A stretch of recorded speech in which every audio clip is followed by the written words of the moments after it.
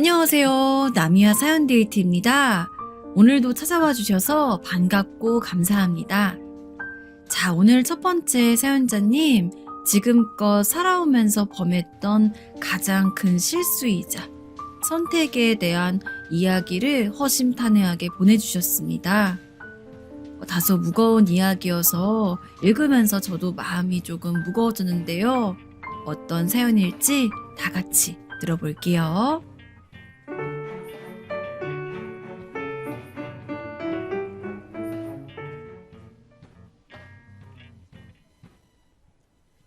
사람은 살면서 여러 가지 선택을 하게 됩니다. 저 또한 거의 70 가까이 살아온 노인네로서 지금껏 수많은 선택들을 하며 이 자리까지 왔습니다. 어떤 선택은 제 인생에 그다지 영향을 미치지 못하지만 어떤 선택은 제 인생을 송두리째 좌지우지할 수 있을 정도로 큰 영향을 미칩니다. 그리고 오늘 저는 여러분들에게 제 인생을 나락으로 보냈다고 해도 과언이 아닌 저의 선택 하나를 말씀드리려고 합니다. 제게는 3명의 아들이 있습니다. 첫째, 그리고 둘째, 셋째 사이의 나이 차이는 어느 정도 나는 편입니다.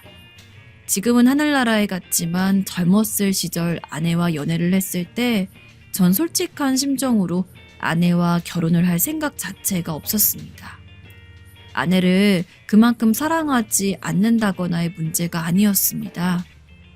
아내를 만났을 때 저는 너무 젊었고 그 당시 제 또래 젊은이들은 일찍 결혼을 해서 일찍 애를 낳는 것이 일반적이긴 했지만 전 반대로 최대한 늦게 결혼해서 늦게 자식을 보고 싶은 마음이었습니다. 그러다 보니까 당연히 어린 시절 만났던 아내와 진지한 관계가 되는 것은 아예 생각하지도 못했죠. 이렇게 연애를 하다가 전 다른 여자를 만나게 될 거라고 생각을 했으니까요. 그러나 산다는 게 늘 제 마음대로 되지 않는다는 것을 전 21살에 알게 되었습니다. 나 아무래도 임신한 것 같아. 여느 때처럼 만남을 가지던 아내가 그날따라 유독 쭈뼛거리고 무언가 말을 하고 싶은 기색을 보이면서도 정작 입은 열지 못하길래 왜 그러냐고, 어디 아프기라도 한 거냐고 물어본 것이 화근이었습니다. 망설이던 아내는 우물쭈물하다가 제게 임신을 한 것 같다는 소식을 알렸죠. 실감이 잘 나지 않았습니다. 아내가 이야기하는 임신이 분명 저와의 아이일 것이라는 건 머리론 이해했는데 가슴으로는 도저히 받아들여지지가 않았어요. 임신이 이렇게 갑자기? 원래 임신이 이렇게 쉽게 되는 건가? 전 21살이었지만 당시 아내는 20살이었습니다. 어른이 된 지 얼마 되지도 않은 사람들끼리 임신이라는 큰 문제에 직면하였으나 뭘 어떻게 할 수가 있었을까요? 일단 제가 아내의 임신을 원했든 원하지 않았든 제가 책임을 져야 한다는 사실은 자명했기 때문에 전 그날 바로 아내를 데리고 저희 부모님에게 갔습니다. 결혼에 대한 허락을 받으려고 말이죠. 요즘 젊은 친구들은 잘 이해하지 못하겠지만 그 당시만 해도 일찍 결혼하는 게 일반적이었기 때문에 저희 부모님은 아이가 생겼다는 것에 난색을 표하면서도 늦게 결혼하겠다던 제가 자발적으로 와서는 어떤 여자와 결혼을 해야 할 것 같다고 말하니 그 사실은 좋으셨는지 두말할 거 없이 결혼을 허락해 주셨습니다. 그래, 어쩔 수 없지. 이왕 이렇게 된 거 잘 살아봐라. 어쩌면 아이가 생긴 게 하늘이 점 찍어준 운명이라서 그런 것일 수도 있어. 일단 호기롭게 결혼도 하고 아주 작은 단칸방이지만 함께 살 집도 어찌어찌 부모님 도움을 조금 받아서 얻긴 했지만 실제로 결혼을 하여 부부로서 살아가고 또 가장으로서 살아간다는 것은 너무나 어려운 일이었습니다. 어떻게든 책임을 지자고 이렇게 행동하긴 했지만 전 자유롭고 싶었기 때문에 오로지 집을 위해서 제가 돈을 벌어와야 한다는 사실을 잊고 싶었어요. 왜 내가 원치도 않는 결혼을 해서 이렇게 고생을 하나? 라는 생각이 들 때도 많았습니다. 그러다 보니 어영부영 집을 위해서 무언가 하는 듯 하면서도 틈만 나면 밖으로 놀러 가기 바빴습니다. 친구를 만나서 놀며 현실을 잊고자 했죠. 그리고 그 부부는 아내도 마찬가지였어요. 아내도 아마 저와 이렇게 갑자기 애가 생겨서 결혼할 거라고는 추호도 생각하지 못했을 겁니다. 그러다 보니까 아내 역시 예상치 못하게 갑자기 엄마로서 그리고 아내로서의 책임감이 부여된 상황이었고 아마 저만큼 답답하고 자유를 잃은 것 같다는 심경을 느꼈겠죠. 물론 그뿐만이 아니었습니다. 당장 저희의 마음 상태는 물론이고 그리고 아내가 아무리 돈을 벌기 위해서 노력을 해도 이제 막 성인이 된 사람들을 회사의 직원으로서 고용해주는 것도 별로 없었습니다. 잡일이나 전전하면서 돈을 모아야 했는데 그 돈으로 저 아내 그리고 태어날 아이까지 먹고 산다는 게 너무나 불가능한 일이라는 생각이 들었죠. 실제로 아이가 태어나고서는 더욱더 그랬습니다. 애 기저귀는 샀어? 사긴 샀는데 모자라. 아무래도 집에서 천을 기워서 천 기저귀를 만들어야 할 것 같아. 특히나 애를 키우는데 어쩌면 그리 돈이 많이 드는지. 아프기라도 하면 병원 가고 약을 지어야 하는데 그 돈도 한두 푼이 아니고 요즘은 애들 위해서 좋게 나오는 것들이 많아 더 많이 들겠지만 제가 젊었을 당시에도 애 키울 때 들어가는 돈이 정말 부담이 많이 됐습니다. 저랑 아내처럼 아무 능력이 없어서 먹고 사는 것 자체가 불투명한 상황인 부부는 더더욱 그랬죠. 저도 아내도 점점 지쳐갔습니다. 아휴, 아무리 허리띠 졸라매고 살아도 힘이 드네. 미안해 여보, 내가 어떻게든 일을 해볼게. 그래도 어떻게든 사라질 거야. 그래도 처음에는 비록 예상치 못한 결혼이라고 할지언정 저나 아내나 서로 좋아하고 있었기 때문에 힘들어도 간간히 웃으며 농담을 하고 그냥 정상적으로 원해서 결혼한 신혼부부처럼 알콩달콩한 시간을 보낼 때도 있었는데 아이가 태어나고 나서는 저와 아내 모두 점점 웃음을 잃어갔습니다. 이야기할 힘도 없었고 하루 종일 일자리를 구하러 돌아다니다가 전 집에 와서 지쳐서 쓰러지는 게 일반적이었고 아내는 아내대로 서툰 솜씨로 아이를 돌보느라 바빴습니다. 그리고 어느 순간 도저히 이대로는 안 될 것 같았어요. 어떻게든 버텨보겠다고 1년, 2년 열심히 살아봤지만 아이가 4살이 되었을 때는 정말로 가진 돈도 다 떨어졌고 당장 애는커녕 저희 먹고 살 밥 한 끼도 없는 상황에 이르렀지요. 그러던 어느 날 급기야 싸움으로 이어지고 말았습니다. 여보, 오늘도 라면 끓여 먹어야 해? 우린 그렇다 치고 애는 이런 거 먹이면 안 되는데. 그럼 어떡해. 당장 돈이 없는데. 네가 나가서 돈 좀 벌어오든가. 내가 안 벌고 싶어 안 벌어? 나도 애 때문에 그런 걸 어떡해. 나는 뭐 억울하지 않은 줄 알아? 내 나이 때 친구들은 다들 이렇게 비참하게 안 산다고. 그래, 너 참 잘났다 잘났어. 됐어, 그만 얘기하자. 말이 안 통한다. 가난은 빗장 사이로 스며들어와 우리 부부의 사이까지 망치고 말았습니다. 그리고 외투를 입고 찬 공기가 가득한 바깥으로 나와 전 잠시 생각에 빠졌습니다.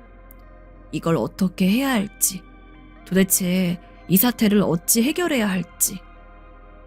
그러다 저는 다시 들어와서 결연한 얼굴로 아내에게 이야기했습니다. 우리 애 고아원으로 보내자. 뭐? 당신 뭐라 했어 지금?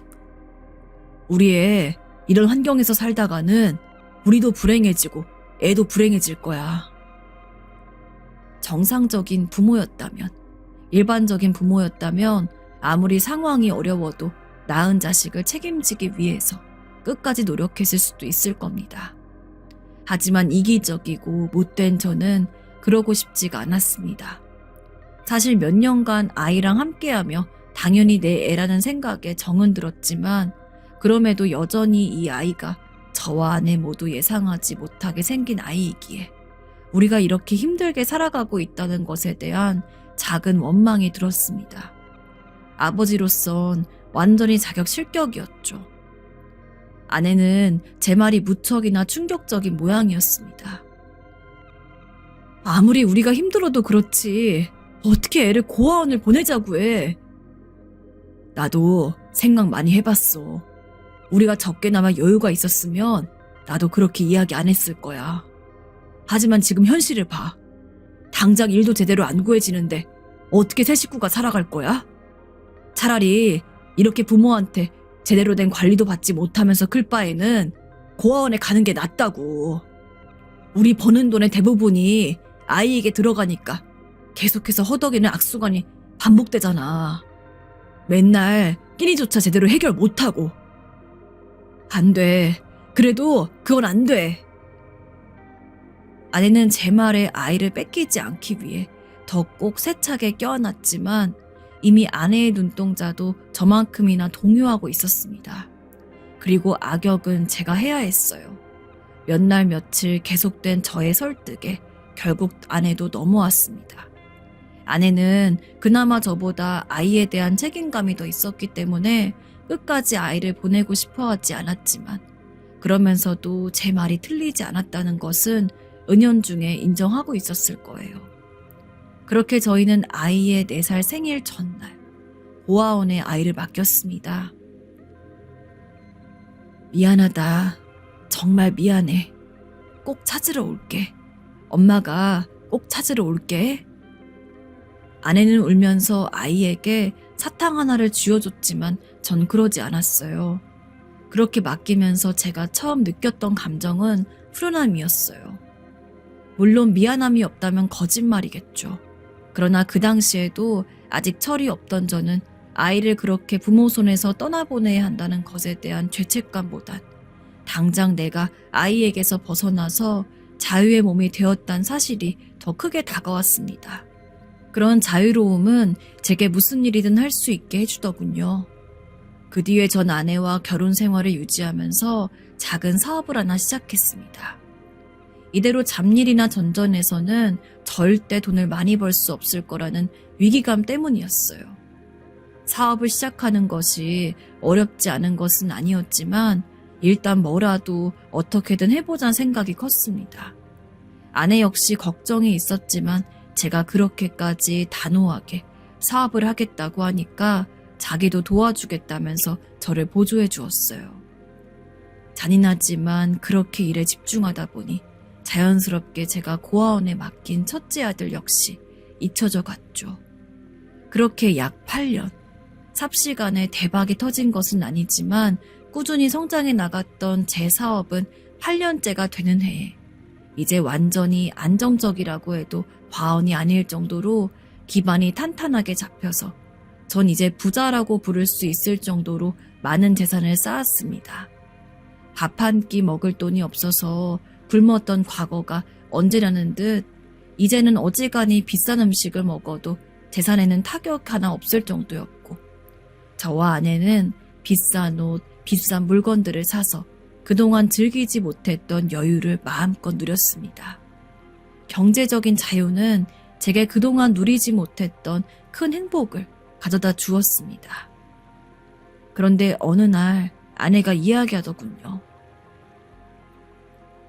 여보, 우리 이제 잘 사는데 고아원에 맡겼던 우리 아들 데려와도 되지 않을까? 나 아들이 너무 보고 싶어.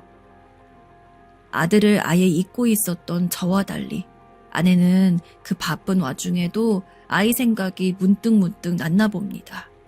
하지만 그때 저는 조금 더 상황을 봐야 한다고 판단했어요. 비록 어느 정도 안정권에 접어들긴 했지만 사업이라는 것이 하룻밤 사이 어떻게 될지 모르는 일이기 때문에 조금 더 넉넉하게 돈을 모아둔 뒤에 아이를 데려와야 한다고 생각했죠. 아직까지는 시기상조야. 만약에 아이 데려왔는데 갑작스럽게 사업이 안 좋게 흘러가서 또 돈이 없어지면 어떡하려고? 그때 가서 다시 애를 고아원에 맡길 순 없잖아. 조금 더 지켜보자.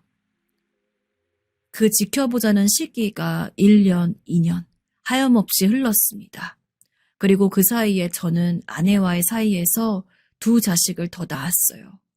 제가 35, 아내가 34일 때의 일입니다.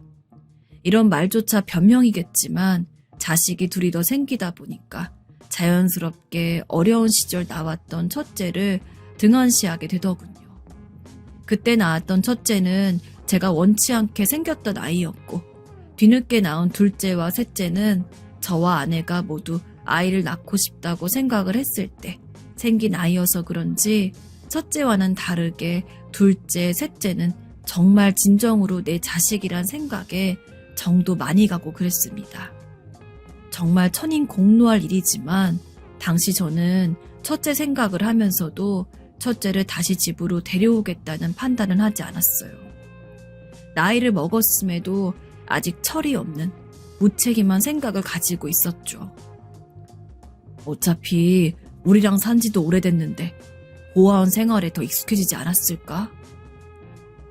하면서 합리화도 하고요. 사실 정말 말이 안 되는 일이잖아요. 아무리 고아원에서 오래 살았다고 할지라도 제대로 된 부모 밑에서 자라는 거랑 비교할 수가 없지요. 4살에 맡겨진 아이는 부모를 그리워하고 때론 찾고 있을 텐데. 하지만 그때 이기적이게도 저는 그랬어요. 생각해보면 일도 계속 잘 되고 있고 모아둔 돈도 많았고 첫째를 데려오지 않을 이유가 없었는데 전 그냥 계속해서 그런 식으로 제가 첫째를 데려오지 않는 것에 대해선 변명거리, 위안거리를 혼자 스스로 생각해내고 그래, 걔는 그냥 거기 있는 게 더 행복할 거야 라면서 현실을 보려고 하지 않았습니다. 아내는 중간중간 이제는 첫째를 데려와도 되지 않냐며 제게 사정을 하고 애원도 했지만 전 그럴 때마다 단호하게 안 된다 말했습니다. 애초에 나한테 자식이라고 할 애들은 둘째와 셋째뿐이야. 여보, 어떻게 그런 말을 해요? 우리 첫째가 우리 용서할 거라 생각해요? 이건 천벌받을 짓이에요. 안 된다고. 나랑 갈라설 거 아니면 더 말하지 마. 왜 이리 제가 고집스러웠는지 모르겠습니다. 허나 제 의지가 명확히 드러났는지 나중에 가서는 아내도 포기하고 첫째 이야기를 꺼내지 않았죠. 전 둘째와 셋째에게 제가 받지 못했던 모든 좋은 것들을 전부 안겨줬습니다. 원하는 만큼 공부도 시켜줬고 먹는 거, 입는 거에 있어서 부족함 하나 없게 했어요. 혹시나 바라는 게 있으면 그때그때 이야기하라고도 했고 그럴 때마다 저는 거리낌 없이 돈을 써서 아이들이 원하는 것을 가져다 주었습니다. 그렇게 둘째와 셋째가 다 커서 자기 남편이랑 아내 만나가지고 행복하게 사는 모습을 볼 때까지 키워냈습니다. 젊었던 저는 언제 그랬냐는 듯이 쭈글쭈글한 할아버지가 되어 있었지만 그럼에도 내 자식들이 그렇게 장성하여 가정을 꾸리고 즐겁게 살아간다는 것을 보는 게 너무나 뿌듯해서 나이가 든 것에 대한 슬픔 따위는 느껴지지도 않았습니다. 함께 나이가 든 아내와 매일같이 자식들에 대한 이야기를 하는 것만으로도 하루가 순식간에 지나갔습니다. 그러나 제가 65이 되었을 때 그전부터 몸이 아팠던 아내는 매일같이 아파하다가 하늘나라에 갔습니다. 병원에서도 마음의 준비를 하라고 했기 때문에 아내가 곧 내 곁을 떠날 수 있겠다는 생각을 하긴 했지만 실제로 그런 모습을 보는 것은 제가 생각했던 것 이상의 슬픔을 안겨주었습니다. 아내 장례식을 마치고 전 아내 유품을 정리하며 방을 청소하고 있었는데 아내가 자주 쓰는 가계부 노트에서 종이 하나를 발견할 수가 있었어요. 아내의 유서 아닌 유서였죠. 이걸 본다면 나는 정말 하늘나라에 가 있겠네요. 여보, 그동안 나랑 함께 살아줘서 너무 고마웠어요. 아내로서 제대로 당신을 보조한 것도 없는데 참 고맙고 미안하네요. 내가 없어도 착하게 자란 우리 자식들이 당신을 잘 돌봐줄 거예요. 그리고 그동안에는 일부러 당신이 원하지 않는 것 같아서 이야기 안 했지만 이젠 나는 곧 떠날 테니까 그 전에 꼭 당신에게 한마디만 해두고 싶어요. 우리 첫째 잊지 말아줘요. 여보, 나 역시 확신이 없어서 첫째를 데려오지 않겠다는 당신의 말에 고개를 주워거렸지만 다 늙어서 생각을 해보니 그만큼 미련한 생각도 없더라고요. 어려웠어도 원하지 않았던 자식이라고 할지라도 결국엔 우리 자식인데 요즘 자꾸 꿈에 첫째가 나와요. 첫째는 내 꿈에서 매일 울기만 해요. 부모 손을 떠나서 고아원에서 자란 첫째가 힘들게 어른이 된 것은 아닐지 너무나 걱정이 돼요. 어쩌면 당신은 지금도 우리 첫째에 대해서 그리 탐탁지 않게 생각하고 있을 수도 있겠네요. 하지만 당신 안에 죽기 전 마지막 소원이라고 생각하고 부디 너그러운 마음으로 제 부탁을 들어주었으면 해요. 우리 첫째 이제 와서 다시 데려와가지고 자식으로 삼아달라고는 말하지 않을게요. 그건 당신도 물론이지만 이미 우리 없이 오랜 시간 살아온 첫째에게도 마냥 반가운 일만은 아닐 테니까요. 하지만 우리 첫째가 어떻게 살고 있는지 보고 만약에 어렵게 살고 있다고 하면 당신이 부디 도와줬으면 해요. 나는 내 첫째한테 지은 죄를 갚지 못해서 하늘에 가면 지옥에 가겠지만 당신은 살아있을 때 조금이라도 첫째에게 지은 죄를 갚아나가길 바래요. 아무리 우리가 여러 변명과 핑계를 대며 스스로 위안하려고 해도 자식을 버렸다는 건 부모에게 있어서 그 어떤 것보다 큰 죄니까요. 아내가 진심 어리게 적은 유서를 보니 저도 생각이 많아졌습니다.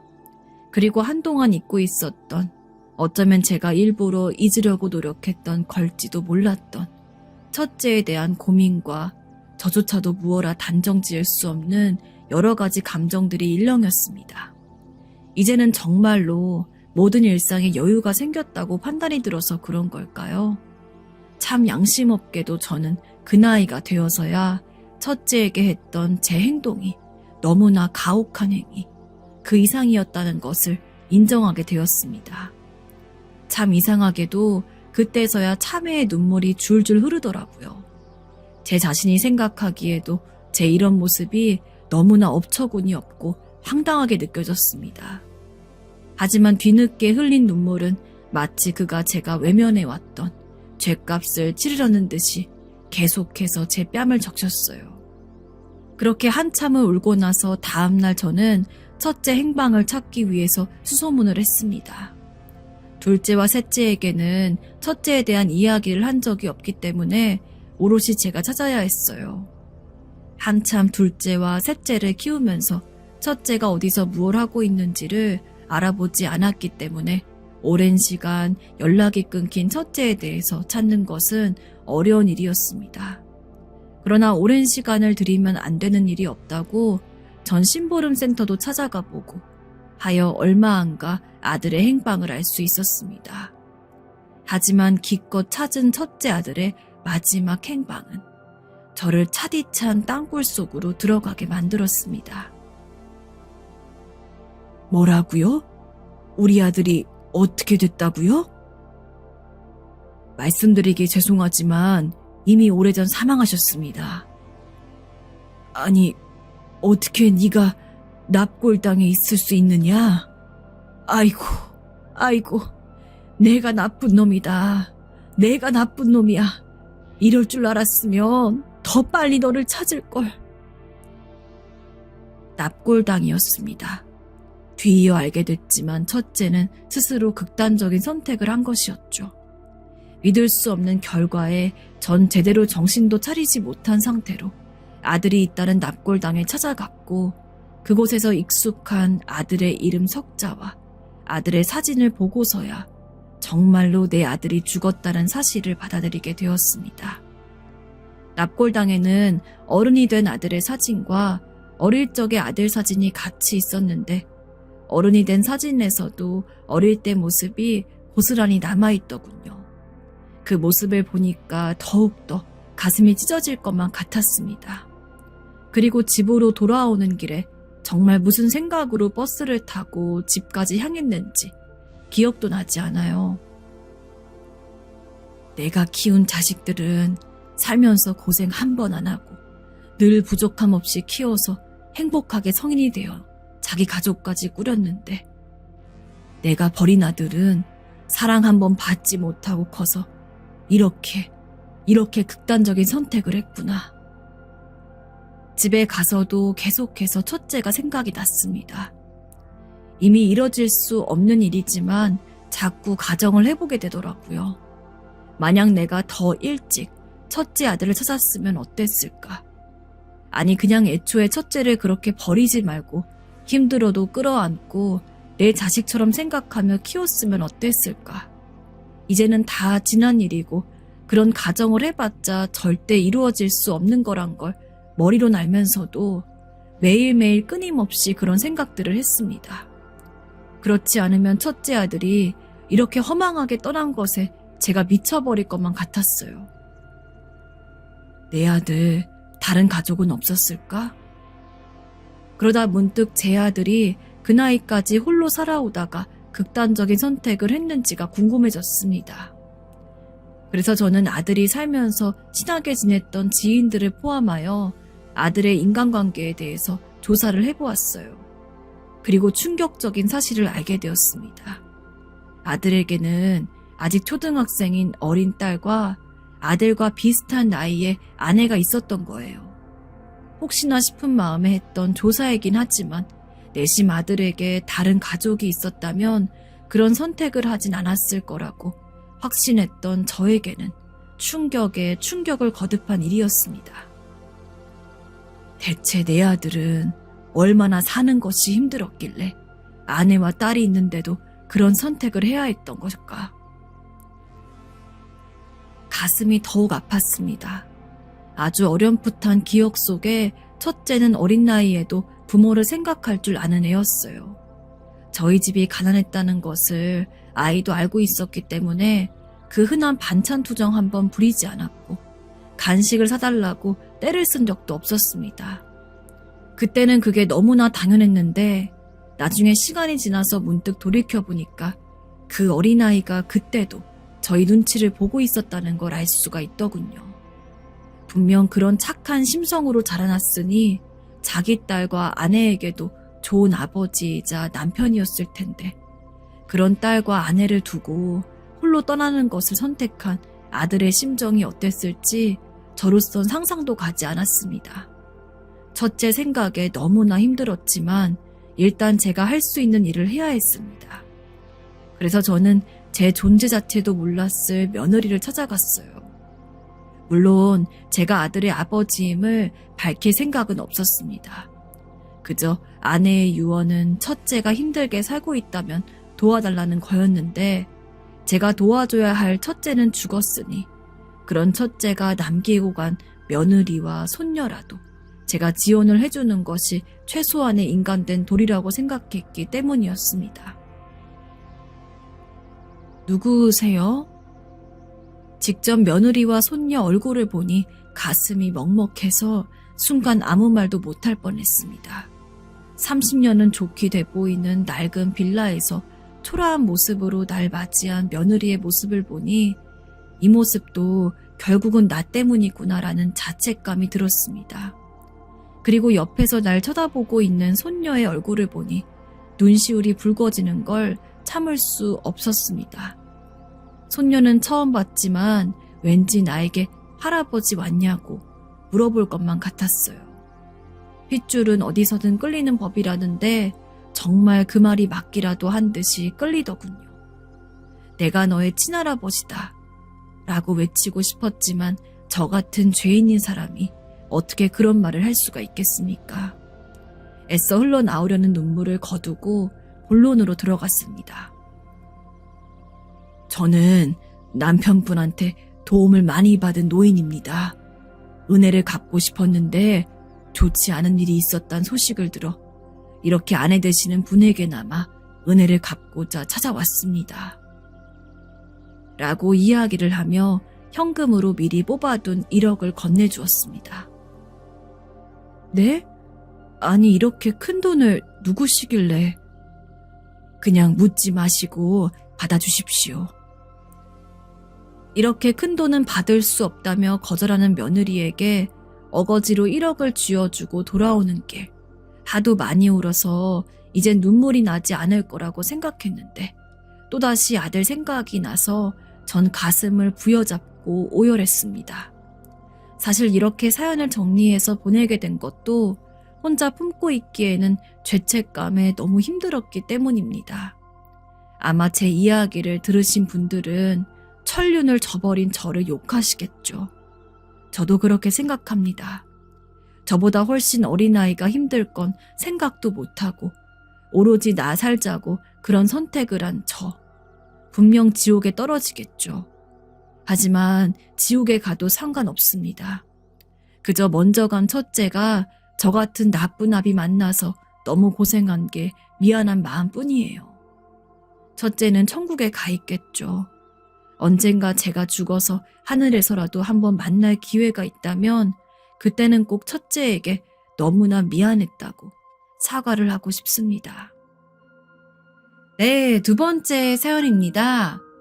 여러분들에게도 유년 시절 잊지 못하는 친구 하나쯤 있으신가요? 두 번째 사연자님에게도 그런 친구가 있는데요. 무료 급식소라는 예상치 못한 장소에서 그 친구를 다시 재회하게 되었다고 합니다. 무척 감동적인 이야기라 얼른 들려드리고 싶습니다. 자, 그러면 같이 한번 들어볼게요. 전 친구가 썩 많지 않은 편이고 늘 만나는 인연들이 한정되어 있어요. 직장 동료들이나 예전 대학 동기들이라든지 그렇게만 가끔씩 만나는 편인데요. 다들 그렇겠지만 결혼하고 가정이 생기면 혼자 머밀 때만큼 어울려 다니며 놀기 어렵잖아요. 가정에 충실하고 처자식 먹여 살리겠다고 열심히 일을 하다 보니 딱히 개인적인 시간이 안 나는 것 같아요. 그런데 문득 유년 시절을 떠올려 보면 유독 잊지 못할 친구 한두 명 정도는 다 있지 않으신가요?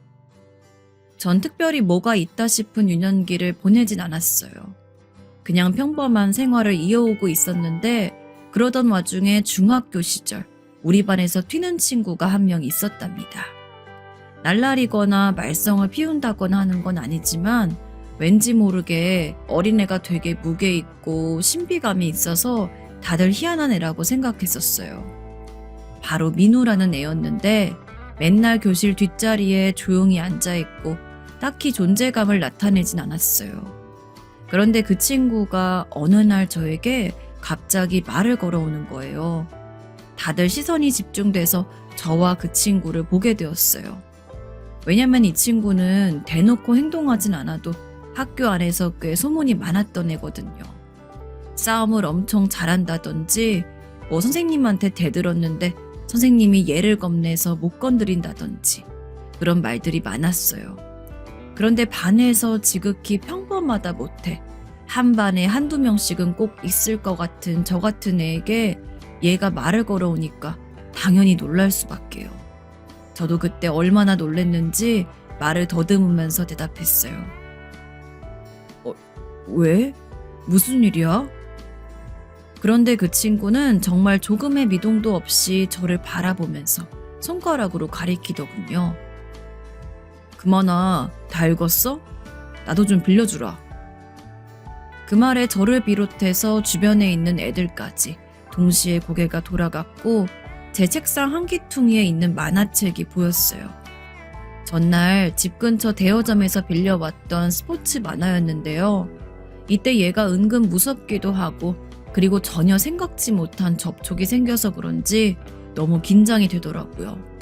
결국 저는 어느 정도 포기를 한 채 만화책을 집었고 내일 꼭 돌려줘야 한다는 말도 감히 못 건네고 그냥 달달 떨며 주었답니다. 그러자 바로 쓱 대답하더군요. 잘 보고 내일 갖다 줄게. 그렇게 한마디를 남기고 휙 사라지는 모습을 보니 눈앞이 깜깜하더라고요. 난 앞으로 쟤한테 만화책 갖다 주고 말도 못하는 심부름꾼으로 살아야 하나 싶기도 하고, 분명히 저거 안 돌려줄 텐데 대여점 아저씨한테 뭐라고 핑계를 대야 하나 싶어서 정말 막막했어요. 그날 정말 깨질 것 같은 머리를 안고 집으로 돌아갔고, 뭐라 말도 못한 채 끙끙거리면서 하루를 보냈는데요. 다음날 무거운 발걸음으로 학교에 갔는데 깜짝 놀라버렸어요. 제 책상 위에 고스란히 그 만화책이 있는 거예요. 돌려줄 거라는 기대도 안 했는데 말이죠. 얼떨떨한 눈으로 집어서 그걸 다시 가방에 넣는데 누가 제 어깨에 손을 얹더라고요. 그 친구였어요. 너 이름이 뭐냐? 재민인가 세민인가? 나 김재민. 아, 그래. 재민아, 잘 봤다. 야, 다음 편은 언제 빌릴 거냐? 이때 대답을 주고받으면서도 너무 놀랬던 게 얘가 의외로 성실하게 다 읽고 어디 귀퉁이 하나 찢지도 않고 갖다 줬더라고요. 애들 말로는 싸울 때 진짜 무섭고 여기도 전학 온 거라고 들었는데 이상하게 만화책 관련해서 저랑 화제를 나눌 때에는 되게 평범한 애 같았어요. 나아가 일상적인 얘기도 저한테 편하게 걸어와서 전 은연중에 마음을 조금씩 열게 되었지 뭐예요. 떡볶이를 먹으러 가자거나 매점에 같이 가자거나 하는 말들을 아무렇지 않게 해오니까요. 어느 날은 떡볶이를 사서 자기 집에 가자는데 약간 긴장이 되긴 했지만 저도 스스럼 없이 나섰답니다. 몰랐는데 부모님이 안 계시고 초등학생인 동생과 둘이 살고 있었더라고요. 제가 묻지도 않은 얘기를 먼저 수술을 해주는데 부모님이 안 계신 대신에 삼촌과 이모들, 큰아빠나 작은아빠 등 친척들이 가끔씩 돈을 주거나 먹거리를 넣어주고 간다는 거예요. 부모님이 안 계신다고? 그래도 삼촌이나 이모들이 좋은 분들이셔서 굶을 걱정은 없어. 전 그야말로 아주 평범한 가정에서 자랐기 때문에 이 친구의 환경에 잘 적응이 되진 않았고 당황스럽기도 했지만 그래도 정성껏 친구의 이야기를 잘 들어주고 얘기를 나누다 돌아왔어요. 그리고 그렇게 집으로 돌아온 뒤 저녁쯤 저희 아버지가 통닭을 사오셨길래 먹으면서 이런저런 얘기들을 했어요. 요즘 친해진 애가 있는데 사거리 건너편 산쪽 뒷길에 걔네 집이 있었다. 다녀왔다고 말이에요. 그러자 아버지는 흥미롭게 들으시더니 제가 보고 들은 내용을 듣고 한참 생각이 많아 보이시더라고요. 그때는 그렇게 넘겼는데 나중에 몇 번 제가 또 놀러가고 하는 걸 아시곤 아버지가 갑자기 이런 말을 꺼내셨어요. 야, 재민아. 그 민우라는 애는 그럼 이 시간에 집에 동생이랑 둘이 있는 거지? 그런 것 같다고 대답을 했더니 아버지가 대뜸 일어나라며 네가 앞장서라면서 나갈 준비를 하시더라고요. 아버지는 그 길로 슈퍼에 가서 우유와 과자, 빵, 라면, 쌀 등 여러 가지를 잔뜩 사시더니 비닐봉지가 찢어질 정도로 가득 담아 민우네로 향하셨어요. 제가 철문을 끼익 열고 불렀더니 얼마 안 되어서 민우가 나왔고 저와 우리 아버지를 보더니 놀란 눈을 하더라고요. 아버지는 아주 가볍게 안녕? 나 재민이 아빠다. 근데 너 키 진짜 크다. 이러면서 안으로 쑥 들어가시더군요. 그러더니 작은 텐마루 앞에다가 장봐온 것들을 올려두시곤 이거 동생이랑 먹으라고 하셨어요. 아이, 저 부담 갖지 말고 먹어라. 동생이랑 무서울 텐데 문 꼭 잠그고 자고. 민우는 고맙단 인사도 못할 정도로 내내 황당한 눈으로 우리 아버지를 바라봤고 전 뭔가 실수한 게 아닌가 싶어서 안절부절 못하고 있었습니다. 그리고 역시나 참 기묘하게 느껴졌던 이날 이후로 우린 왠지 모르게 약간은 좀 어색해졌어요. 민우가 저한테 딱히 말도 안 걸고 만화책을 빌리러 오지도 않고 그래서 저는 왠지 불안하더라고요. 아버지가 괜히 뭔가 사다 줘서 민우의 자존심을 다치게 한 게 아닌가 싶어 별 생각이 많아졌어요. 그리고 우리는 자연스레 학년이 달라지고 반이 바뀌게 되었습니다. 하지만 그러던 차에 저에게는 그해 학기 초에 2번 다시 잊을 수 없는 끔찍한 사고가 일어나게 되었는데요. 지금 생각해도 그때의 기억은 너무도 큰 상처로 자리하고 있는데요. 가족들끼리 차를 타고 가다가 음주운전의 차량이 돌진하는 바람에 허무한 교통사고를 당하게 되었던 것이에요. 저와 엄마는 크게 부상을 입진 않았지만 아버지와는 이제 2번 다시는 만날 수 없는 기로에 놓이게 되어버린 겁니다. 보통은 조수석이나 뒷좌석의 피해가 더 크다고 하지만 사고 당시 구조되었던 저와 어머니보다 늦게 실려 나온 아버지는 일순간 고통을 느끼지도 못했을 정도로 크게 신체적인 충격을 받으셨나 봐요. 나중에 정신 차리고 난 제 얼굴 위로 어머니의 우는 얼굴이 보였고 어머닌 그렇게 저를 붙잡고 한참을 우시면서 어떡하면 좋냐는 말만 반복하셨어요. 아휴, 정신 좀 차려봐요. 당신 이렇게 허무하게 갈 사람 아니잖아요. 아이고, 나 혼자 어찌 살라고. 어머니는 내내 중환자실에 있는 아버지를 건너보며 우셨고 하늘을 향해 돌아오게 해달라 간절히 기도했지만 그 기도는 이루어지지 않았습니다. 졸지에 저희 가족은 아버지의 장례를 치르게 되었고 전 정말 어색하게 몸에 잘 맞지도 않는 상복을 입고 어정쩡하게 서 있게 되었어요. 근데 그러던 중 어른 손님들만 연이어 들어오던 와중에 웬 익숙하면서도 이 현장에서 보기엔 낯선 얼굴이 하나 보이더군요. 바로 민우였어요. 저랑 눈이 마주쳤고 전 너무 놀래서 말도 더듬거리게 되었어요. 어머니도 같은 학교 친구가 왔다고 하니까 일순간 놀라셨는지 한참을 쳐다보셨고 말이에요. 학교에 이런저런 얘기가 전해졌다는 것은 알고 있지만 우리는 1~2달 정도는 제대로 연락도 하지 않고 왕래도 없었기 때문에 이때의 방문이 너무 새삼스레 느껴졌어요.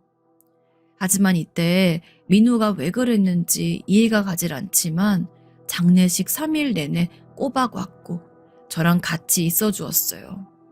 별 말을 할 상황도 안 되고 지쳐서 겨우 앉아있던 제 옆에 민우는 그렇게 저희 어머니도 가끔 챙겨드리고 물도 갖다 주며 계속 같이 있어 주었습니다. 하지만 돌이켜보니 그때 제 옆에 제 또래 누군가가 있어서 그 악몽 같은 날들을 좀 견뎠던 것 같기도 해요. 어머닌 정신을 잃으시기도 하고 과로로 또 쓰러지시기도 해서 이모들과 고모들이며 할머니까지 여간 걱정이 많으신 게 아니었거든요.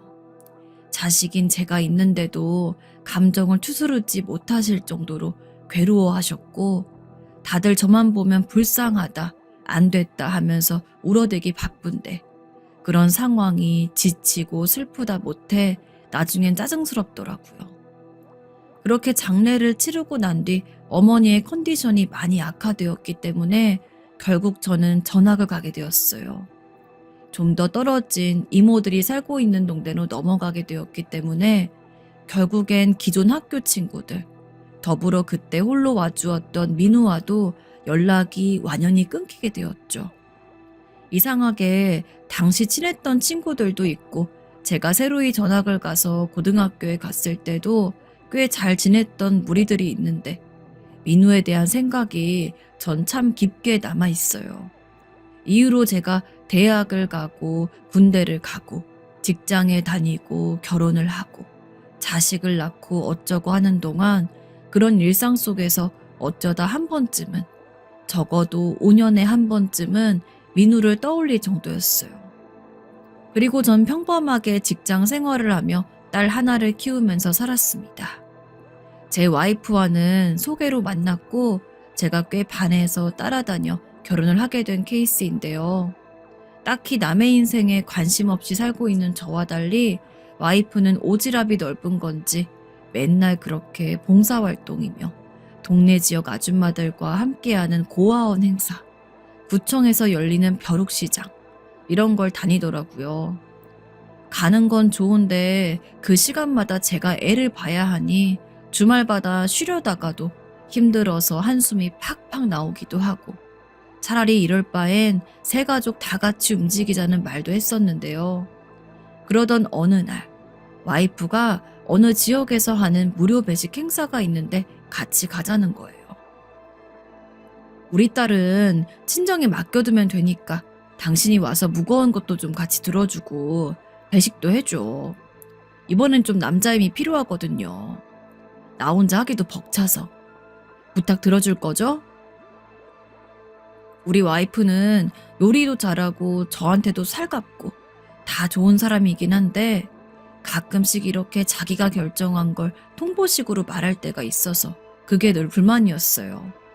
그래도 이미 본인이 계획을 다 세워버리고 그 안에 저를 넣어가지곤 지인들에게도 다 통보했으니 제가 꼭 나가야 된다는 거예요. 어쩔 수 없이 투실투실 짜증을 내면서도 집에서 2살배기 애기랑 토요일 내내 실랑이를 벌여가며 놀아주고 재우고 달래느니 나가는 게 낫겠다 싶어 장모님께 손녀를 안겨드리고 우리 부부끼리 이제 그 장소로 행했는데 워낙 노숙자분들이 많고 대부분 남자들이라 그런지 저도 이날 따라오길 잘했단 생각이 좀 들었어요. 아무리 튼튼하고 심지고든 와이프라고 하지만 혹시나 위험한 상황이 있으면 어쩌나 싶어서 나름 긴장도 되더군요. 보니까 무료 배식을 담당하고 있는 스태프분들도 거의 다 여자였고요. 여러 의미에서 남자인 남편들이 따라오는 것도 나쁘지 않을 것 같다 싶어서 와이프의 제안을 받아들인 걸 내심 다행으로 여겼어요. 그러면서 이날 국통이며 밥통, 반찬통 등을 무겁게 옮겨대면서 와이프와 그 무리들을 도와주고 있었는데 이때 일이 벌어진 거예요. 좀 쉬려고 하는데 와이프가 당신 여기까지 따라와서 뭘 자꾸 앉아있어. 국도 같이 퍼드려. 얼른. 하며 재촉하길래 결국 국자를 잡게 되었습니다. 그리고 한 분 한 분씩 따라드리면서 전썩 마음에도 내키지 않는 인사를 하던 중에 키가 멀대같이 크고 눈매가 꽤 날카로운 한 분을 보게 되었어요. 머리는 허옇게 새서 쇄골뼈까지 내려오는 긴 장발의 남자였는데 생각보다 나이가 그렇게 많아 보이진 않더라고요. 가까이서 보니까 얼굴도 꽤 말끔한 편이었고 주름도 많지 않은 게 젊은 사람 같은데 왜 이런 상황에 놓인 걸까 싶었어요. 그렇게 멍하니 보면서 국을 떠들이고 그 남자분은 저에게서 그다지 멀리 떨어지지 않은 간이 테이블에 자리를 잡았더군요. 전 그냥 이 정도의 인상만 받은 채로 다시 이것저것 시켜대는 와이프의 명령을 따르고 있는데 갑자기 그 남자분이 느릿느릿한 걸음으로 멀대 같은 키를 주체 못한 걸음으로 저에게 오는 거예요. 국을 더 달라는 건가 싶어서 멀뚱멀뚱 쳐다봤는데 갑자기 냉수를 확 쏟아붓듯 말도 안 되는 소리를 하는 겁니다. 재민? 김재민인가? 네? 이 말에 저도 와이프도 너무 놀라서 서로를 쳐다봤어요. 저도 제 옷 한쪽을 막 더듬으면서 내가 이름표라도 달았었나 싶었는데 그런 상황도 아니었고 말이에요. 그렇게 허우적대는 제 몸짓을 물끄러미 보더니 다시 말을 하는데 진짜 이때 너무 놀라서 국자를 떨어뜨렸어요. 김재민 맞구만. 나 그 박민우야. 기억하려나 모르겠네. 제 눈앞에서 저를 안다고 말했던 그 키가 멀대같이 큰 남자 노숙자는 제가 중학교 시절 시간을 보냈던 그 민우였던 겁니다. 전 전혀 알아보지도 못하고 아무런 생각 없이 지나쳤는데 이쪽에서는 저를 선명하게 알아봤더라고요. 어색하게 비어있는 말틈을 어쩔 줄 몰라서 그냥 있는 저에게 특별히 묻지도 않았던 근황을 민우가 먼저 말을 해주더군요. 아무리 그래도 거의 30년 만에 보는 사이다 보니까 말을 이어가기도 힘들었고 우리가 엄청나게 깊고 오랜 관계를 유지했던 것도 아니라서 더 머쓱했었어요. 근데 민우가 꺼낸 근황 이야기들은 생각보다 무거웠습니다. 여기서 너를 만나게 될 줄 몰랐는데 참 기막힌 우연이구만. 그치? 아이, 그러게. 그간 어떻게 지냈어? 제가 전학 간 이후로 민우는 여전히 삼촌이나 친척들이 주는 돈을 받아가며 생활을 했고, 나중에 여기저기 공사장을 돌며 아르바이트도 하고 검정고시도 따고 자그마한 직장에 들어갔던 모양이에요. 그 당시는 무난하게 남들처럼 살았던 것 같고 거기서 만났던 여자 직원과 결혼도 했다더라고요. 결혼도 했고 자식도 낳고 살았어. 그때까지만 해도 내 인생이 꽤 괜찮게 흘러간다 싶었는데 근데 참 상황이 안 좋게 되어버렸어. 저와는 더 이상 만날 수가 없을 정도로 상황이 일이 되어버린 건 이전에 알았던 윗돌의 형들이 연락을 해와서 돈을 빌려달라고 했고 그걸 수긍한 것으로부터 시작되었더군요. 나중에 그 형들이 보증을 서달라고 하고 협박을 해오고 집까지 찾아왔어. 건달이었는데 투자식에 살고 있는 집을 제 집 드나들듯 오고 돈은 돈대로 거의 다 빼앗기다시피 협박당하고 있고 하니 도저히 생활을 유지할 수 없었어. 그렇게 해서 그 누가 먼저랄 것도 없이 이혼 얘기가 나와서 부인이랑은 이혼을 하게 됐고. 아이, 그런 사정이 있었구나. 그렇게 해서 민우는 전처와 딸은 친정으로 가서 살게 되었고 자기는 오래도록 종적을 감추기 위해 다시 노가다를 전전하며 길에서 자기도 하고 그렇게 살아온 지 벌써 몇 년이 되었다는 거예요. 하지만 이렇게 남이 주는 밥이나 먹고 겨우 그 형들 밑을 피해서 도망 나오긴 했지만 이제 자기가 사회에서 뭘 해야 될지 모르겠다고 하더군요. 전 그런 민우를 보면서도 어릴 때도 부모 없이 힘들게 살았었는데 나중에 어른이 되어서 사회에 나와서도 이렇게 힘들게 살고 있는 모습에 왠지 모르게 마음이 너무 갑갑했어요. 가끔 부인한테 찾아가기도 한다는데 그래도 딸은 어릴 적 자기와 잘 놀아주었던 아빠의 기억이 있어서 그런지 아빠가 말끔하게 면도도 하고 이발도 하고 만나러 오면 그렇게 좋아한다는 거예요. 어쨌든 이렇게 만나게 돼서 반갑다. 일단은 민우에겐 그런 씁쓸한 상황을 듣고 제 근황도 얘기한 후 어색하게 다시 와이프 옆쪽으로 와서 남은 일거리들을 돕고 있는데 그때부턴 이쪽 일에 전혀 집중이 되질 않았어요.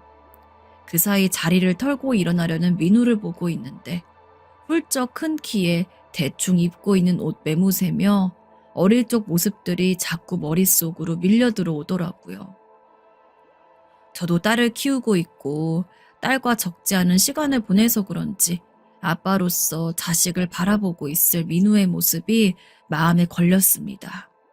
그리고 왜 그때 그런 생각이 났는지 모르겠지만 민우는 우리 아버지가 돌아가시기 전에 당신 아들의 친구로서 챙기셨던 유일한 존재이기도 하고 우리 아버지 장례에 왔었던 유일한 친구이기도 했어요.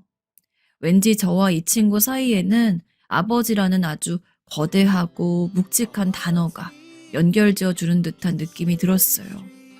본래 약간 사나워 보이는 인상이라 남들이 쉽게 말도 못 거는 그런 아우라가 있었지만 수십 년의 세월이 지나 저나 이 친구나 각자 아버지라는 역할의 옷을 입혀놓고 보니 우린 그저 영락없이 똑같은 인간이더라고요. 그런 와중에 저는 고민이 되기 시작했어요. 이제 이대로 일어나 헤어지게 된다면 다시는 민우와 마주할 날이 없을 텐데 과연 이리 헤어져도 괜찮은 건지를 두고 말입니다. 그러다 저는 아주 큰 결심을 하게 되었습니다. 자꾸 뒷정리를 재촉하는 와이프를 뒤로하고 전 이날 와이프에게 비밀 하나를 만들게 되었어요. 이후로 한 5년 정도는 와이프에게 들키지도 않았던 비밀이지요. 바로 결혼할 무렵부터 제가 갖고 있었던 비상금이 있었는데 그걸 민우에게 빌려준 겁니다. 금액은 4천만 원 정도였고 나중에 제가 꿈에 그리던 차로 바꿀 때 보태려고 갖고 있던 돈이었어요. 본래 저는 다른 욕심은 없는데 차에는 여러모로 욕심이 많아서 좀 크고 좋은 차로 바꾸고 싶었기에 이렇게 모아두고 있었거든요. 어릴 적 사고를 겪어서 그런지 나와 내 자식, 내 아내가 타는 차는 좀 더 안전하고 탄탄한 걸로 바꿔두고 싶었어요. 헌데 민우를 보니 그 돈을 쥐어주게 되었어요. 여기 큰 돈은 아니지만 네 인생에 도움이 됐으면 좋겠다. 민우는 놀란 눈으로 저를 한창 응시하더니 자기 상황이 이 모양이다 보니 사양할 수도 없다며 그저 고맙다면서 제 연락처를 받아갔어요. 고맙다. 정말 고맙다. 내가 언제건 갚을게. 앞에서도 말했지만 남의 인생에 크게 관심이 없고 맨날 봉사활동이니 뭐니 하러 다니는 와이프를 썩 이해하지 못하는 사람이 바로 저예요. 이때 참 왜 그랬는지 저도 이후로 솔직히 말해보자면 한 몇 달간은 가슴이 쓰리더군요. 어쩌자고 내가 덜컥 4천만 원을 진짜 한 몇십 년 만에 본 민우한테 줬던 걸까 싶어서 말이죠. 허나 아무쪼록 잘 살길 바랬고 저도 자식둔 입장에서 본인 딸을 당당하게 안아볼 수 있기를 바라는 마음에서 그렇게 해준 것이었죠. 물론 민우에게도 언제건 때 되면 갚으라곤 했지만 사실 썩 기대가 되지 않았어요. 그때 민우의 상태며 좌절해 있던 얼굴이며 많은 것들을 떠올리니 그 돈으로 얼마나 버틸 수 있을까 싶었거든요. 그저 작은 원룸이라도 하나 얻고 깔끔하게 입고 일도 조금씩 하면서 딸이라도 자주 보길 바랬어요. 돌려받기 어려울 거라고 생각하니 그나마 포기가 좀 되긴 했지만 아무튼 평범한 직장인인 저에게 적은 돈은 아니었다는 거죠. 그렇게 시간이 한참 지나 저일이 있고 5년이 지난 올해 봄, 모르는 번호로 전화를 받아보게 되었습니다. 처음에 누군가 했는데 어눌하고 날카롭게 제 이름부터 부르는 그 말투에 직감적으로 그게 민우라는 걸 알았어요. 놀랍고 반가운 마음도 잃었고 한편으론 왠지 모를 불안함이 밀려와 혹시 또 힘든 상황이라도 생긴 건 아닌지 그래서 도움을 청하려고 연락했나 싶은 직감이 느껴지더군요. 근데 저도 이쪽으로 어지간히 재능이 없는 건지 제 예상은 완벽하게 다 엇나가 버렸어요. 재민아, 내가 너무 늦었지? 미안하다. 미안해. 정말 미안하다. 이 말밖에 할 말이 없어. 나 그간 노가다도 하고 네가 준 돈 안 쓰고 불리려고 노력 진짜 많이 했어. 응? 그게 무슨 말이야? 민우는 초반에 제가 준 돈이 너무 갑작스러워서 당장 쓰지는 못했고 고시원에 들어가서 살면서 그간 다니던 노가다를 한동안 했었다는 거예요. 그러다가 딸아이는 점점 커가는데 집 한 채도 없이 떠돌고 있는 자신이 너무 적나라하게 보여졌고 한때 고등학교 졸업하고 잠깐 했었던 구제 옷 사업 쪽을 떠올려서 다시 찾아다녔답니다. 사람들이야 당연히 많이 바뀌었을 테니 이미 그쪽에 잔뼈가 굵은 사람들 사이에서 나름 일할 방법을 찾느라 꽤 고생도 했던 모양이지만 그래도 이후로 다시 열심히 일하면서 노가다 하던 때보다 수익을 올렸다더군요. 때마다 네 생각이 참 많이 났다. 나한테 아무것도 바라는 거 없이 돈 건넨 네가 마치 하늘에서 내려온 동아줄 같았어. 그래서 더더욱 놓치지 말아야겠다는 생각이 들더라고. 그래서 정말 열심히 일했다. 그러면서 조금씩 또 더 오르기를 연속으로 하며 3년 차부터 잘 되었다는 거예요. 와중에 아파트 분양도 받았고 작년 말에 와이프와 재결합을 하게 되었다더군요.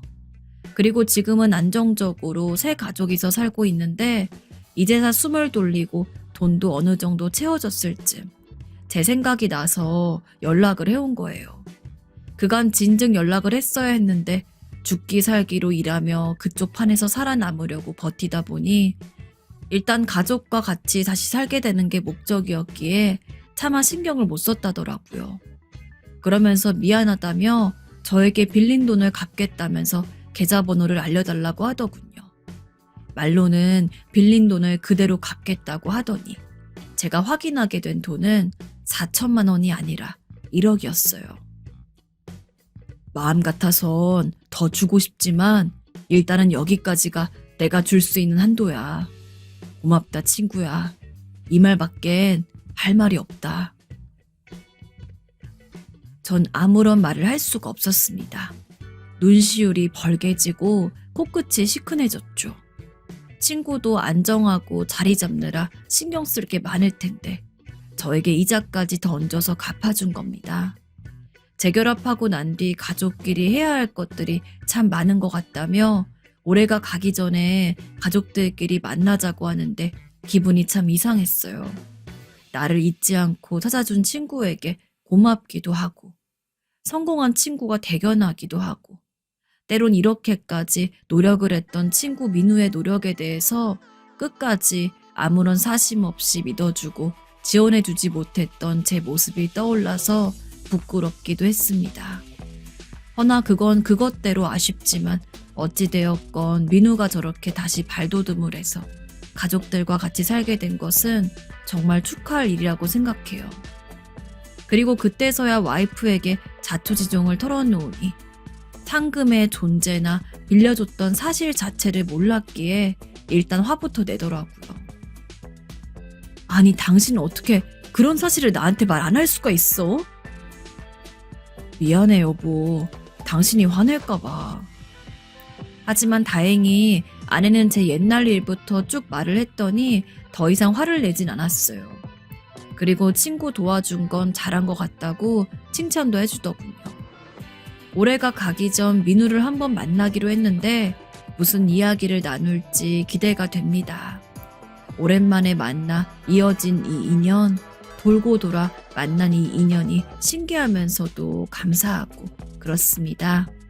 또 민우의 앞길도 그 가족들도 이후로 그렇게 쭉 함께 부둥켜 안고 잘 살아가길 바랄 뿐입니다.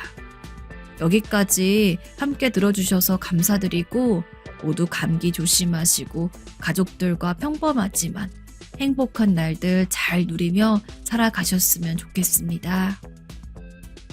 네, 마지막 사연입니다.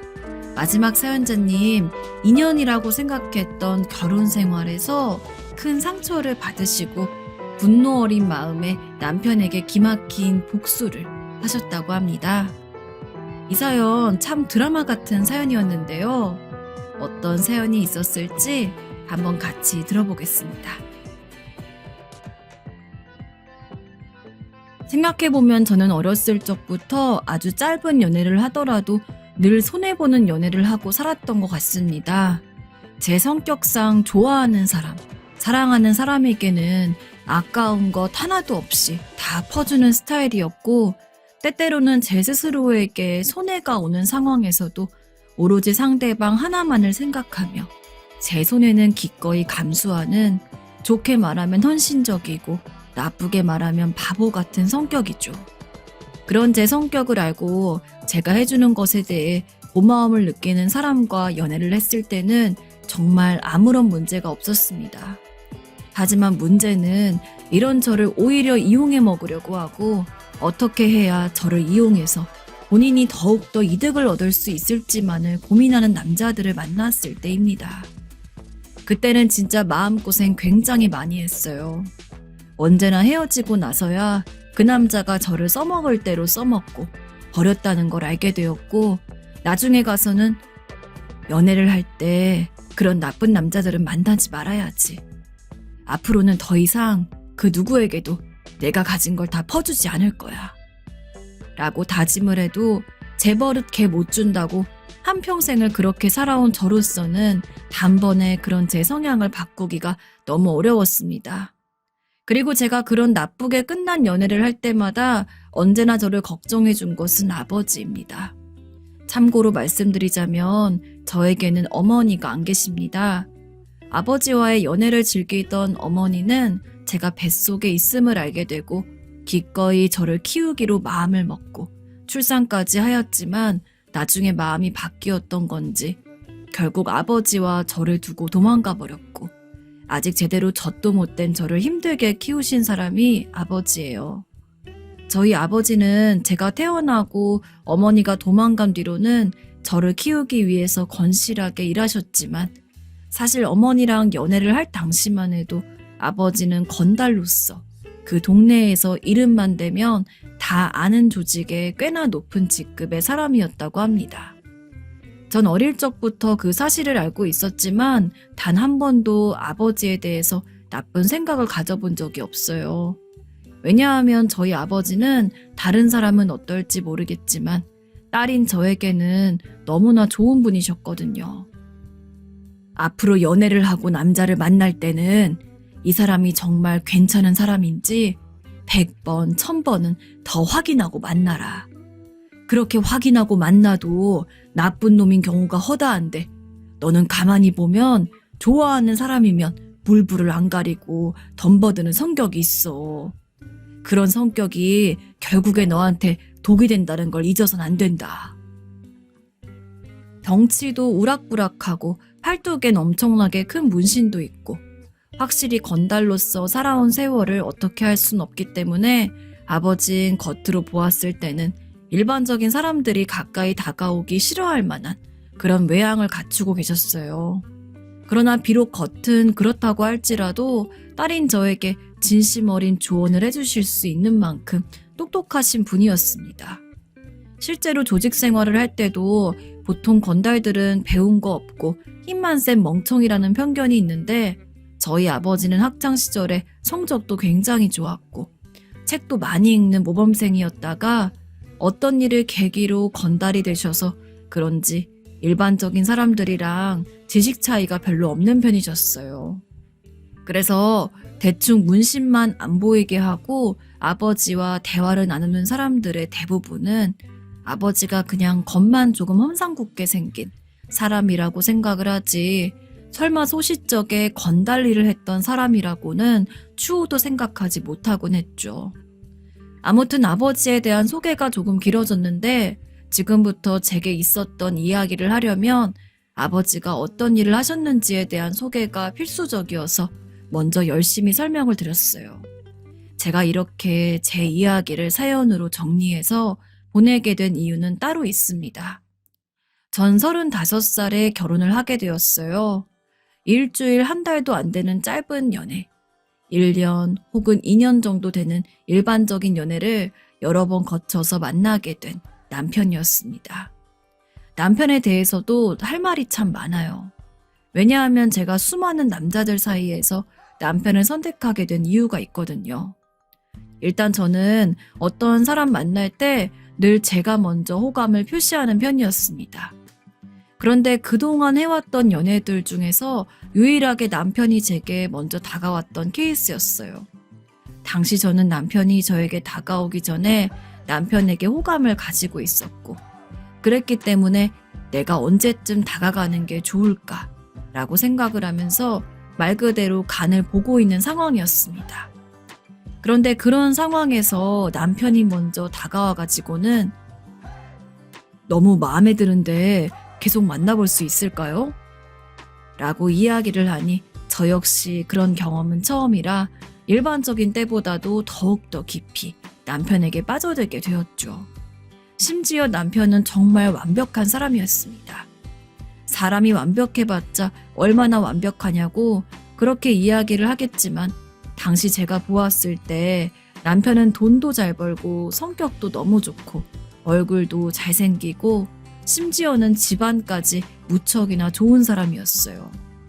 사업가였던 남편은 20살이 되었을 때 대학을 다니면서 사업을 준비했고 졸업 직전에 본격적으로 사업을 시작해서 대학까지 무사히 마치고 바로 직후부터는 젊은 사업가로서 그 업계에 이름을 날렸다고 합니다. 그래서 저는 남편이랑 데이트할 때 비싼 밥도 많이 얻어먹었고 선물도 진짜 많이 받았어요. 이 목걸이 너한테 너무 어울릴 것 같아서 사와봤어. 근데 진짜 잘 어울린다. 요즘 가을옷 필요하다 그랬잖아. 어제 백화점 들렸는데 이 옷 보니까 네 생각이 나더라. 예쁘게 입어. 알았지? 아이 참 뭐하러 이런 걸. 고마워. 이 모든 것이 저에게는 너무나 생경한 경험이었습니다. 제가 이것저것 퍼주는 성격을 알고 있음에도 불구하고 저를 이용하지 않았던 남자들과 연애를 해본 경험은 있긴 하지만 그 남자들도 제가 만족스러울 만큼의 관심이나 사랑을 제게 준 적은 없습니다. 그러나 남편은 제가 지나가다 이야기한 것조차 전부 기억해서 나중에 그 부분을 꼭 챙겨주기도 했고 어떤 때는 한 발 앞서 나가주는 그런 성격이었습니다. 지금껏 해온 모든 연애에서 이런 식으로 챙겨주는 포지션은 늘 저의 몫이었는데 제가 정말 온전히 챙김을 받는 사람이 되니까 얼떨떨 하면서도 이래서 사람들이 챙김받는 걸 좋아하는구나 라는 생각이 선명하게 들더군요. 남편이랑은 결혼 전에 3년간 연애를 했는데 전 정말로 그 3년 동안 공주님처럼 대접받는 연애를 했습니다. 게다가 그런 남편은 아까 말했듯이 잘생기기까지 했죠. 제가 콩깍지에 씌워서 이런 이야기를 하는 게 아닙니다. 제 남자친구를 본 친구들, 그리고 직장 동료들이 모두 하나같이 입을 모아서 제 남자친구를 보고 난 뒤에 어머, 효리 씨는 얼굴 진짜 많이 보다 보다. 남자친구가 어쩜 저렇게 잘생겼대? 라며 감탄하는 말을 꼭 하고는 했습니다. 그리고 연애를 하면서 제 남편의 외적인 모습에 반한 여자가 여자친구인 제가 있음에도 불구하고 계속해서 쫓아다니는 해프닝까지 있었어요. 이렇게 본인 하나만 봐도 여러모로 완벽한 남편은 부모님 되시는, 그러니까 제게는 시어머니와 시아버지죠. 시어머니와 시아버지 모두 본인 명의로 건물을 몇 채씩 가지고 있었고 그 덕분에 남편은 어렸을 때 고생 한 번 안 하고 배우고 싶은 거 다 배우고 입고 싶은 거 다 입고 먹고 싶은 거 다 먹으면서 편하게 살았다고 했습니다. 사실 그렇게 편하게 살다 보면 이래저래 싸가지가 없이 자랄 수도 있는데 시부모님이 자식 교육은 엄청 철저하게 시키시는 분이었습니다. 네가 집에 돈이 많다고 해서 절대로 남을 무시하거나 이 여유에 취해서 살아가선 안 된다. 물론 나중에 엄마 아빠가 죽으면 우리 재산은 다 네 아래로 가겠지만 이미 있는 재산에 안주하면서 나태하게 살아가서는 절대로 그 부를 유지할 수가 없어. 남편이 어렸을 때 시부모님이 직접 해준 말이라고 하는데 전 진짜 감탄만 했어요. 사실 저희 아버지도 제 교육을 위해서 이것저것 신경을 써주셨지만 저희 집은 남편 집과는 다르게 그렇게 부유하지도 않았고 아버지는 아버지대로 저를 키우기 위해서 바쁘셨던 분인지라 저렇게까지 삶을 살아가는 데 있어서 뼈대가 되는 이야기들을 많이 해주시진 못하는 편이었는데 처음으로 여유 있는 집안에서 온전한 부모님 두 분과 함께 사는 가정이라는 게 너무 부럽더라고요. 제가 지금 상황에 만족한다곤 해도 어쨌든 저는 영영 가질 수 없는 가정이니까요. 아무튼 이런 남편과 만나면서 저는 당연히 결혼을 하고 싶다는 생각을 하게 되었습니다.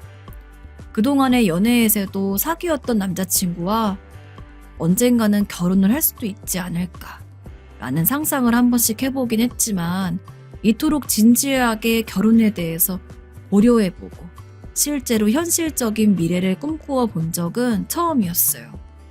남편 역시 저와의 결혼을 진지하게 생각해 주었습니다. 가슴이 터질 듯 기뻤지만 한 가지 걸리는 게 있었어요. 바로 저희 집안과 남편 집안의 차이였습니다. 아까 말했듯이 저희 집은 그렇게 잘 사는 집이 아니었고 그에 반해서 남편 집은 사실상 당장 시부모님과 남편이 일을 그만두어도 정말 3대는 놀고 먹을 수 있을 만큼 부자였는데 아무래도 그런 부잣집 분들은 본인들이랑 비슷한 형편의 사람을 만나는 것을 선호하잖아요. 그래서 남편은 마음이 착하기에 저와 결혼하는 것을 좋게 생각해 줄지언정 시부모님은 저희 결혼을 반대할 수도 있겠다는 생각이었습니다. 또 하나는 저희 아버지의 예전 일, 그러니까 건달로서 있었을 당시 때문이었습니다. 솔직히 그 부분이 가장 제 입장에선 문제가 컸어요.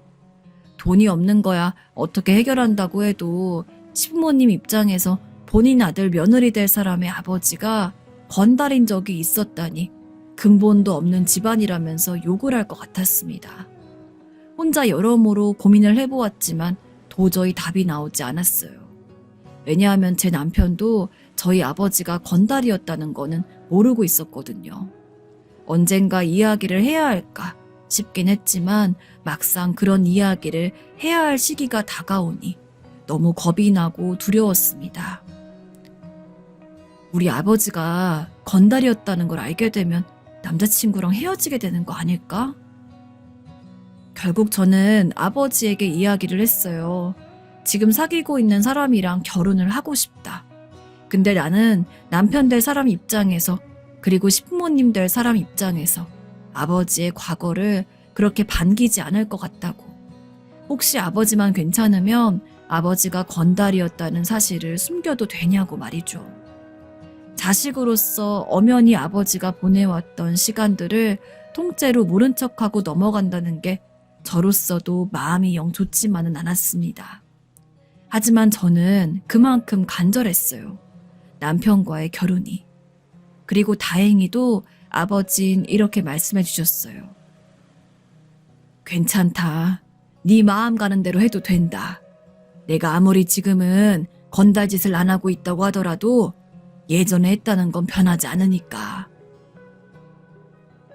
다행스럽게도 아버지가 이해해 주신 덕에 전 인사를 드리는 자리에서 아버지의 과거를 숨길 수 있었습니다. 남편과 시부모님에게 양심이 찔리지 않았냐고 물으신다면 조금 양심이 찔리긴 했지만 어쨌든 아버지가 또 건달 노릇을 하시진 않을 거기 때문에 괜찮을 거라고 그렇게 저를 위로하며 현실을 보려고 하지 않았던 것 같아요. 결국 저희는 어찌저찌 결혼을 하게 되었습니다. 제가 처음 예상했던 것처럼 시부모님이 저를 그렇게까지 반대하시진 않았어요. 물론 그렇다고 해서 저를 며느리감으로 처음부터 엄청 긍정적으로 생각하고 그런 것도 아니긴 했지만요. 그러나 저로서는 시부모님이 강력하게 반대를 하지 않는 것만으로도 감지덕지인 상황이었습니다. 상견례를 하고 함께 웨딩드레스와 턱시도를 맞추고 마지막으로 신혼집까지 마련한 뒤 결혼식장에 들어갔을 때 너무 감회가 새로웠습니다. 지금까지 좋지 않은 연애들만 거의 해왔었는데 이런 나도 제대로 임자를 만나서 결혼까지 할 수 있구나 라는 생각에 순간 왈칵 눈물이 솟구쳐서 버진로드를 걷다가 목 놓아서 엉엉 울 뻔했습니다. 물론 그 눈물은 남편을 보면서 참았어요. 그리고 둘이 손 꼭 잡고 결혼식을 끝내고 신혼여행까지 재밌게 다녀왔습니다. 그렇게 저는 남편과의 결혼 생활이 그 누구보다 무엇보다 행복하고 화목할 것이라고 믿어 의심치 않았어요.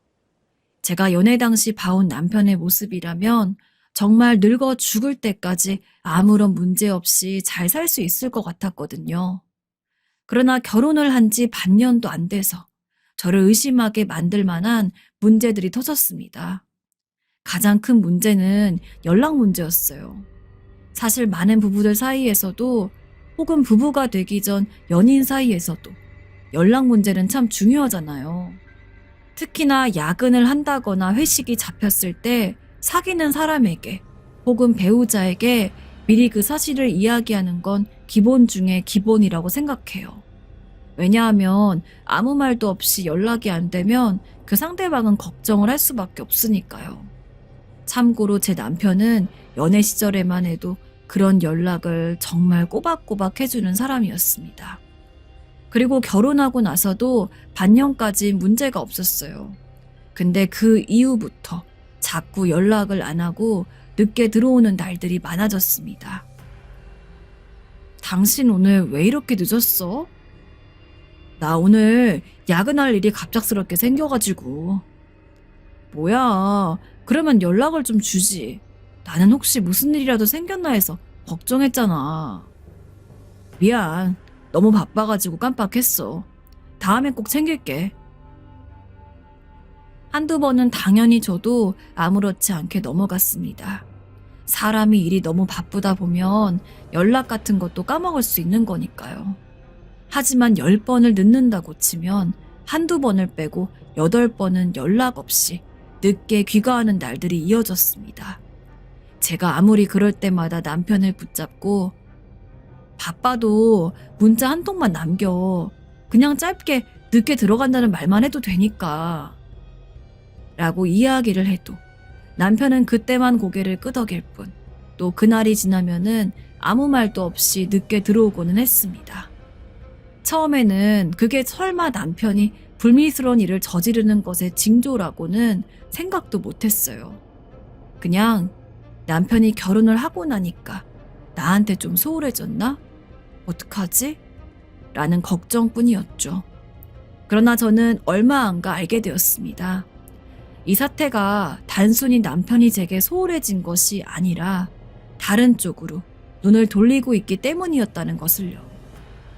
이유는 남편의 핸드폰으로 걸려온 전화 때문이었습니다. 남편이 잠시 슈퍼를 다녀온다면서 밖에 나갔는데 핸드폰을 두고 간 모양이더라고요. 그런데 거실에서 남편의 핸드폰이 계속해서 울리길래 벨소리만 끄려고 남편의 핸드폰을 열어보았습니다. 근데 저장된 이름이 여자친구 1이었어요. 순간 쎄한 느낌이 들었습니다. 남편은 저를 제외하고는 모두 이름 석자로 저장하는 사람인데 갑자기 여자친구 1이라니. 전화를 받지도 못하고 그렇다고 끊지도 못하고 안절부절하면서 남편 핸드폰 화면만 바라보고 있는데 그쪽에서 먼저 전화를 끊었습니다. 그러더니 바로 직후에 문자가 하나 날라왔어요. 오빠, 나랑 언제 만나줄 거야? 오빠 너무 보고 싶어. 나 오빠랑 저번에 갔던데 또 데려가주면 안 돼? 친한 사이에 장난으로 이런 이야기를 하는 사람들이 있다고 하지만 남편이 총각도 아니고 엄연히 결혼까지 했는데 그런 장난한다는 것 자체가 말이 되지도 않았고 무엇보다도 연애 당시 남편에게는 단순한 이성 친구가 없었습니다. 그런데 저런 식으로 저장이 되어 있고 문자를 보니까 본능적으로 어떤 예감이 들었던 것 같아요.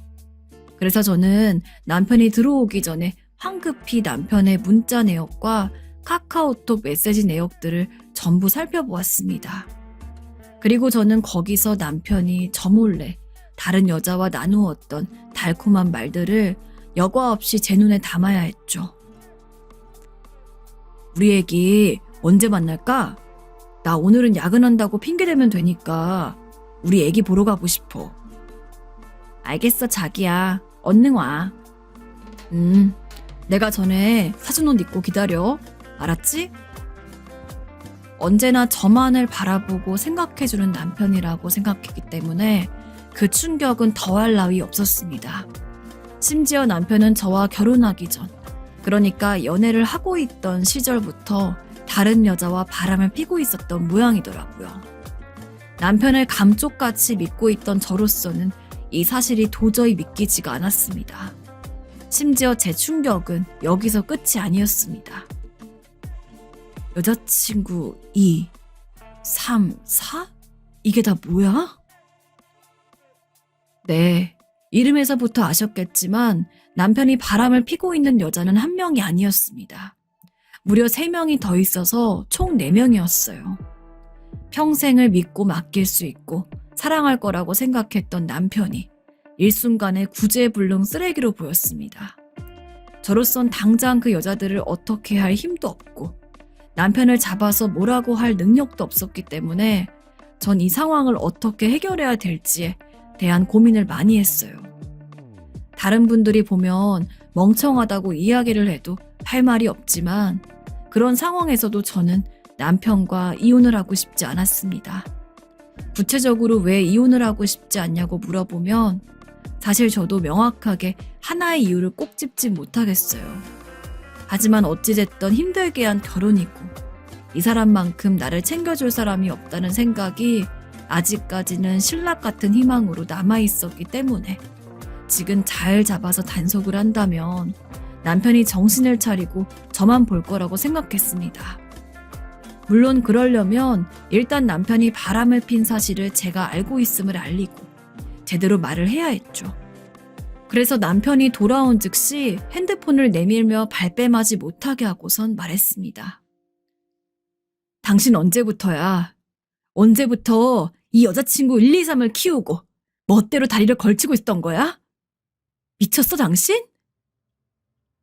아니야. 이거는 그냥 똑바로 말해. 이혼당하기 싫으면. 제 입에서 이혼이란 단어가 나갈 땐, 이렇게까지 세게 나갈 땐 남편이 울며 불며 미안하다고 매달릴 줄 알았어요. 사실 물론 이때까지만 해도 이혼을 정말 해야겠다는 생각은 없었어요. 그저 말만 세게 해서 정신을 차리게 할 생각이었습니다. 그런데 제 말을 들은 남편이 그러더군요. 심드렁한 얼굴로 말입니다. 아니 그럼 어떻게 한 여자랑만 평생 같이 살 수가 있냐? 그게 가능해? 뭐라고? 내가 너한테 충분히 사랑 줬잖아. 그 정도면 만족하지 않아? 바람 펴서 사람 등에 칼을 꽂아놓고 사랑을 줘? 제정신이야? 바람 피면서도 할 도린 했잖아. 연애할 땐 더 그랬고. 기억 안 나? 그러니 앞으로도 눈 감고 있어. 내가 바람을 피든 뭘 하든 그냥 그 자리에만 있으라고. 그럼 내 와이프로 편하게 살게 해줄 생각이니까. 알았냐? 기가 차고 어이가 없었습니다. 한마디로 자기의 인형이 돼달란 얘기였죠. 그 순간 전 미칠 것 같이 차오르는 분노를 느꼈고 바로 남편의 따귀를 때렸습니다. 허나 그 후로 이어지는 것은 차마 여기에 자세히 쓸 수 없는 것들입니다. 남편은 그 몇 배로 저에게 물리적인 행위를 가했고 그로 인해 제 몸은 엉망진창이 되었습니다.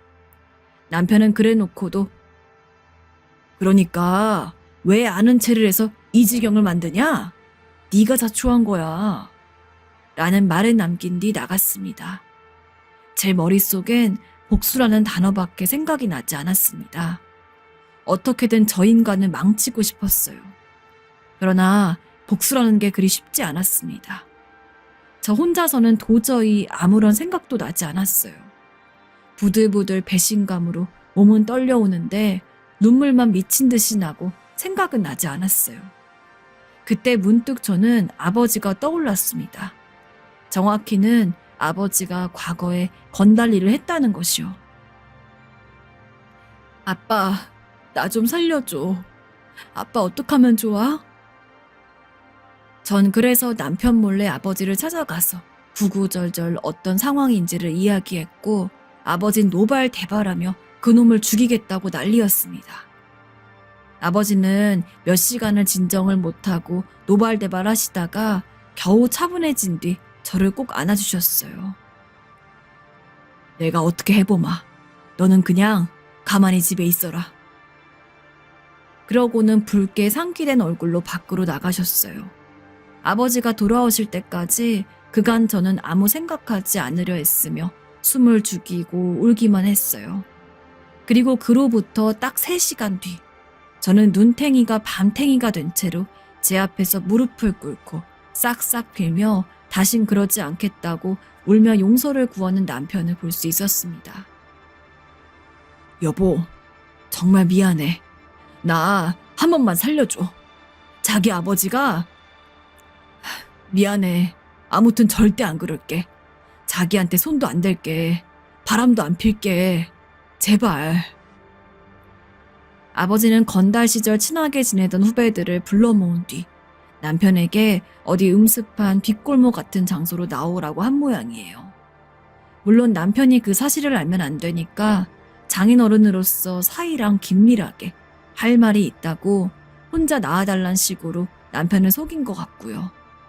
아무것도 모르는 남편은 아버지가 이야기한 장소로 나갔고 그곳에서 아버지가 불러 모은 건달들에게 온갖 협박은 물론이고 몸까지 엄청 얻어맞은 모양이었습니다. 그런데 그걸 보니 전 남편과 이혼해주고 싶지가 않아졌어요. 오히려 더 괴롭혀주고 싶더라고요. 나 당신과 이혼할 생각 없어. 어디 한번 갈 때까지 가보자. 남편에게 끔찍한 일을 당했을 땐 복수, 그리고 이혼이란 생각뿐이 없었습니다.